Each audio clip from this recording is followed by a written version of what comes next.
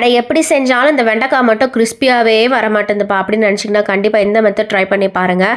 ஒரு 1/2 kg வெண்டைக்காய் just wash பண்ணி மட்டும் ட்ரை பண்ணி வச்சுருங்க. அதுக்கப்புறமா முடிஞ்ச சன்லைட்டில் வேணால் கட் பண்ணி வச்சா இன்னும் சூப்பராக வரும். பட் நான் இன்றைக்கி சன்லைட் இல்லாததுனால நான் அப்படியே தான் செஞ்சுருந்தேன்.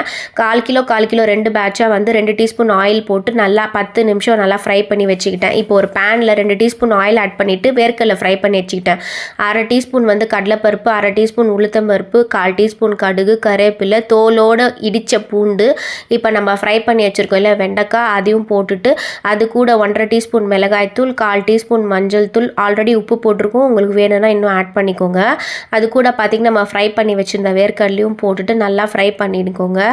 முக்கியமாக போட்ட உடனே சருன்னு திருப்பிடாதீங்க. அகலமான பேனில் பண்ணும்போது நல்லா கிறிஸ்பியாக வரும்.